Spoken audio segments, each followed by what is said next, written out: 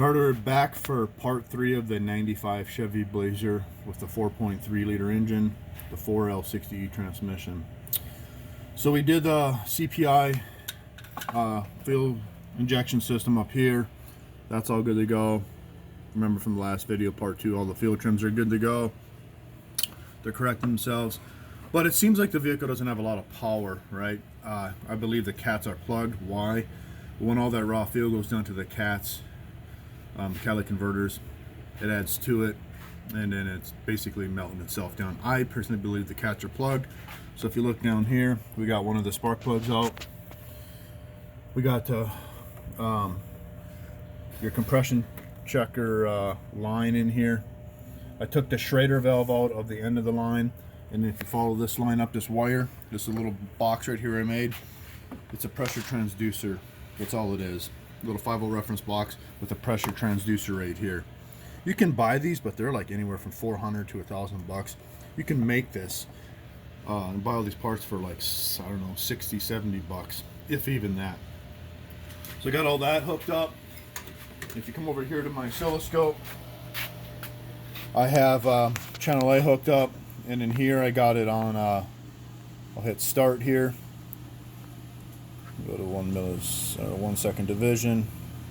So it says 0 right there. Well, if I turn this off on my box, there's a little toggle switch, it's going to go down. But if I turn it on, it goes back to 0.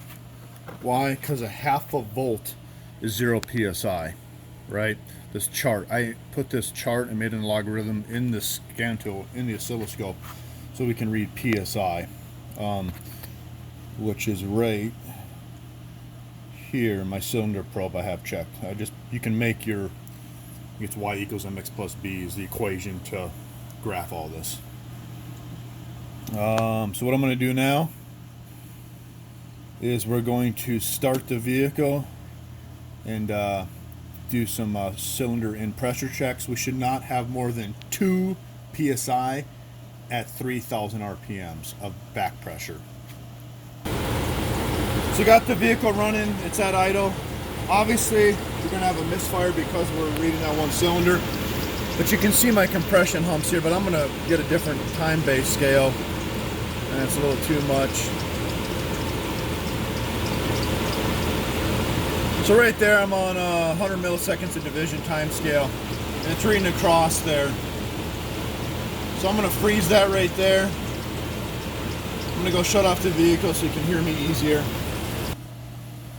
Alright, so we froze it. So what you're looking at is from one peak there to one peak there. That's 720 degrees of crankshaft revolution. So it's 360 degrees times 2, you get 720. Well, if you put 4 cursors in here and you put them out equally, right? And I know these aren't equal right now. Actually, let me get it equal here. Hang on. There's a way to do this equally. Software is easier on the computer. Get this spaced out here.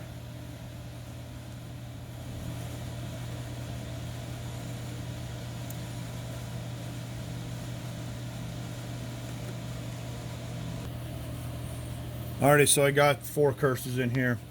On the laptop soft program, or the laptop software program, you can right click and put 4 cursors in. Why? So you got 4 strokes of an engine. The first one would be power, second would be exhaust, third would be intake, and then fourth would be compression. Power, exhaust, intake, compression. So obviously what we're looking at here is that hump. That's the second part. Power's first, exhaust second, intake, and compression. We're looking at the exhaust. That's your back pressure, because there's going to be a little bit of back pressure. But you should not have more than 2 psi at 3,000 RPM. So we're at idle. So if I take this cursor here and I'm reading in psi, put it right on the top hump, and I got, right on the top there, I got 1.9 psi. I know it says PS. I could only put 2 characters in instead of 3 characters when I made the software program. So it's got 2 psi back pressure.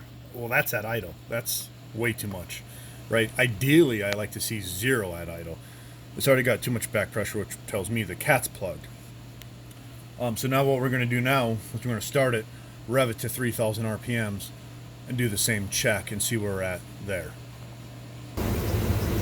Alright, we got the vehicle running again.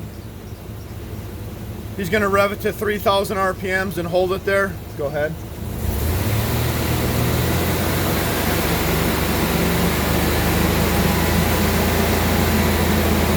Stop. Stop.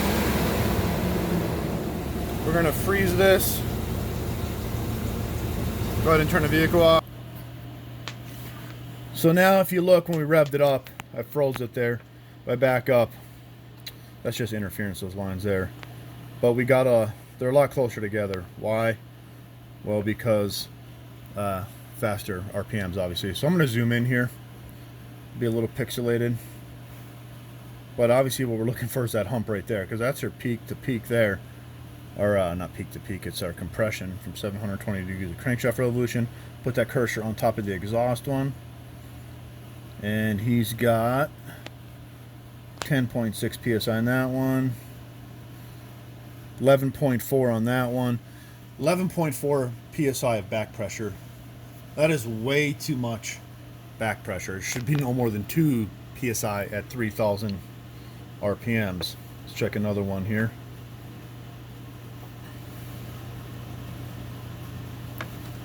$720 from there to there. Power, exhaust, intake, compression. Like I said, let's just check the hump for the back pressure on the exhaust. Yeah, 11.1 psi of back pressure.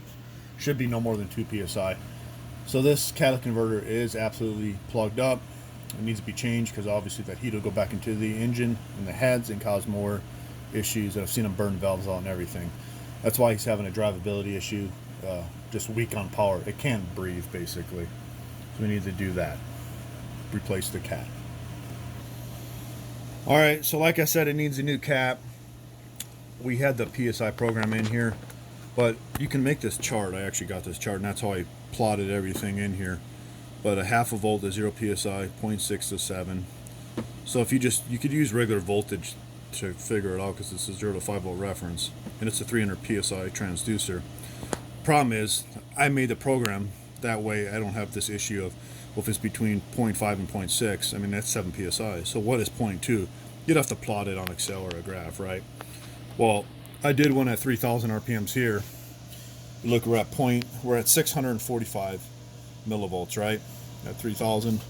Well, we're over 0.6, so we're over 7. We're not at 0.715. But remember, before we got 11 psi. So that's right for the voltage. That just proves that this chart is accurate. And I did check all this against an air compressor pressure, checking the pressure transducer. So we'll put a new catalytic converter in it, and that'll fix this drivability issue.